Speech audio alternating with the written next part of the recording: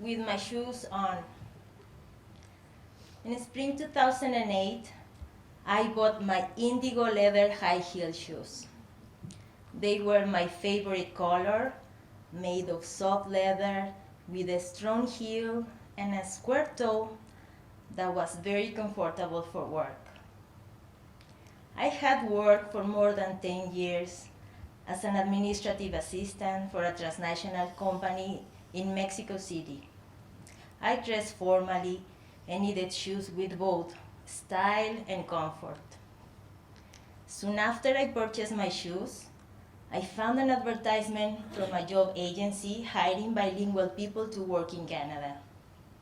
I felt this was a direct call for me, a challenge to test my courage to travel by myself for the first time, and the opportunity to fulfill my dream to live in English. My work visa arrived 1 year later, and in October 2009, I flew to Canada. I brought my dear indigo shoes with me, but I didn't wear them for a very long time here. In my mind, they were the perfect working shoes for the perfect job, the one I had just left. I would wear them again once I got a similar job in Canada. I knew it may take time, but I felt confident since I had completed my English course and I was able to speak business English at work. But once in Canada, my brain felt overloaded. I kept repeating time after time, "Could you please repeat that?" Over the time, my English improved. I didn't know then this was just part of the experience of culture shock, an experience that had many valuable lessons for me. Culture shock takes many forms.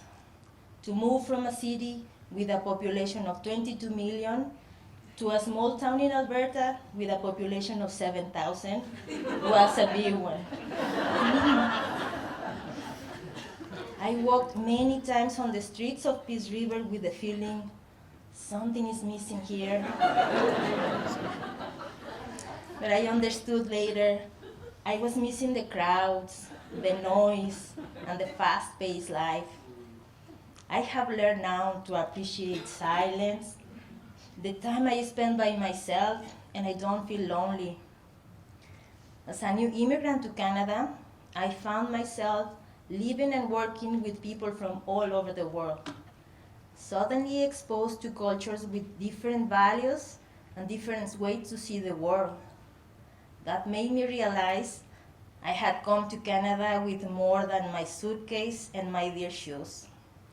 I had brought also many stereotypes and prejudices toward issues like equality, gender, the impact of religion, and even stereotypes about good food.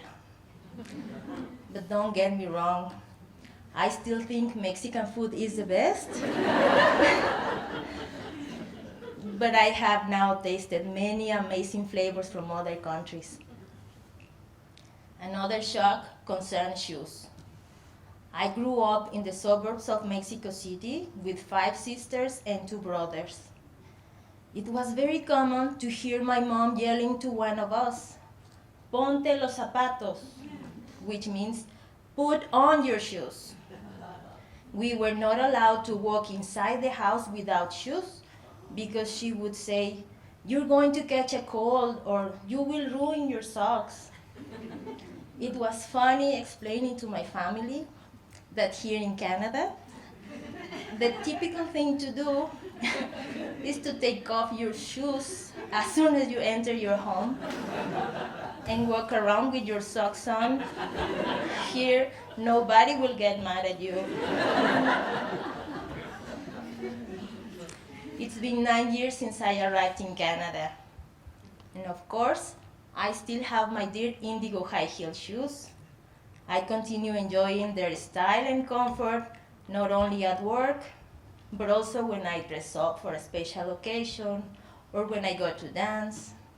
They remind me that welcoming change and being adaptable might not be easy, but it makes me grow, It opens my mind and makes me enjoy my life more. Thank you.